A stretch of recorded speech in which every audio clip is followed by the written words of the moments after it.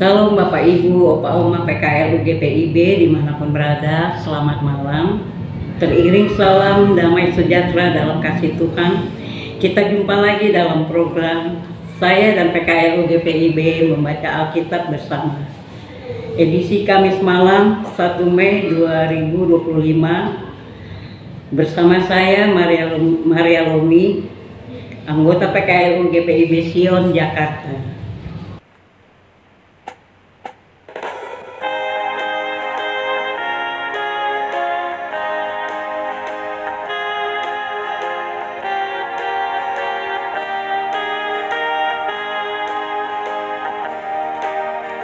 Hujan berkat kan tercurah, itulah janji kudus, hidup segar dari sorga, kan diberi penebus.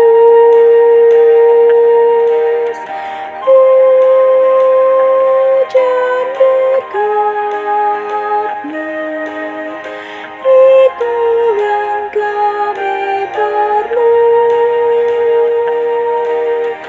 Sudah menetes berkat-Mu, biar tercurah penuh. Bapak Ibu, sebelum kita membaca Alkitab, mari berdoa. Bapa kami yang di surga, saat ini kami mengucap syukur sudah boleh beraktivitas sepanjang hari ini. Penyertaan-Mu sangat luar biasa, dan pada saat ini sebelum beranjak istirahat malam, kami akan membaca firman-Mu dan renungannya. Kiranya Tuhan berkenan kuasai kami dengan Roh Kudus-Mu, agar kami dapat membaca dengan baik dan benar. Kiranya Tuhan berkenan mendiamkan suara hati kami kecuali suara Tuhan. Berfirmanlah ya Bapa, kami siap untuk mendengarnya. Dalam nama Tuhan Yesus kami berdoa. Amin. Pembacaan firman pada malam hari ini terambil dari Galatia 4 ayat 7 hingga ayat yang 11. Jadi kamu bukan lagi hamba melainkan anak. Jikalau kamu anak, kamu juga ahli-ahli waris oleh perbuatan Allah dahulu. Ketika kamu tidak mengenal Allah, kamu menghamba pada ilah-ilah yang pada hakikatnya bukan Allah. Namun sekarang sudah kamu mengenal Allah, atau lebih tepat lagi, sesudah kamu dikenal Allah, mengapa sekarang kamu berbalik lagi kepada roh-roh dunia yang lemah dan miskin, dan mau mulai menghamba diri lagi kepadanya? Kamu dengan teliti memelihara hari-hari tertentu, bulan-bulan, masa-masa yang tetap, dan tahun-tahun. Aku khawatir kalau sudah payahku untuk kamu telah sia-sia. Demikian pembacaan firman renungan pada Sabda Bina Imat dengan tema menjadi anaknya untuk menerima berkat. Dengan penekanan mas ayat, jadi kamu bukan lagi hamba melainkan anak. Jikalau kamu anak, kamu juga ahli-ahli waris oleh perbuatan Allah. Demikian pembacaan firman dan renungannya. Kamu bisa bayangkan bagaimana perasaan seorang anak yang sudah sekian tahun tinggal di panti asuhan sebagai yatim piatu, kemudian diangkat atau diadopsi menjadi anak oleh sebuah keluarga yang berada dan baik. Ia bukan hanya diangkat menjadi anaknya sendiri, namun keluarga itu menetapkannya sebagai ahli waris dan seluruh harta kekayaan yang dimiliki. Maka kita bisa bayangkan sukacitanya, karena bukan hanya akan menjalani kehidupan yang lebih baik dengan segala fasilitasnya, tetapi juga kamu memiliki masa depan yang cerah dan penuh yang berarti. Dalam nas Alkitab ini, Paulus menegaskan kepada umat tentang keberadaan dan kedudukan orang percaya, yaitu bukan lagi seorang hamba melainkan seorang yang telah diangkat sebagai anak-anak Allah. Lalu hal itu dimungkinkan oleh karena telah menerima Kristus sebagai Tuhan dan Juru Selamatnya.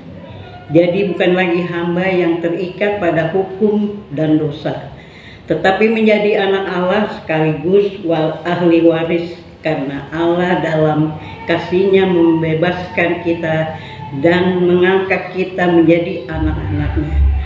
Artinya kita menerima hak dan kehormatan sebagai anak-anak Allah, akan menerima hak untuk mewarisi kekayaan dan berkat yang telah disediakan oleh Allah bagi anak-anak-Nya. Sebagai anak Allah, kita memiliki hak waris dari keluarganya. Hak ini menunjukkan bahwa Allah tidak hanya memberikan keselamatan dan pengampunan dosa, tetapi juga memberikan hidup yang penuh berkat dan sukacita bagi anak-anak-Nya. Maka selain mensyukuri kemurahan-Nya yang menjadikan kita anak-anak-Nya sekaligus ahli waris kerajaan Allah, pasti kehidupan kita sungguh-sungguh memancarkan kasih Kristus di tengah situasi penuh kebencian sekalipun. Demikian renungan pada malam hari ini.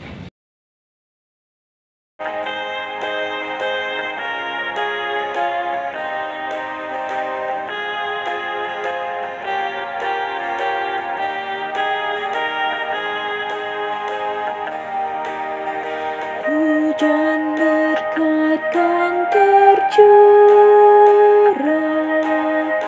hidup kembali segar di atas bukit dan murah, bunyi derai terdengar.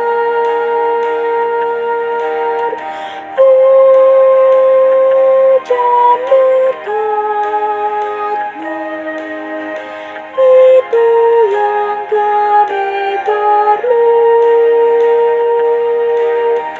Sudah menetes berkat-Mu, biar tercurah penuh.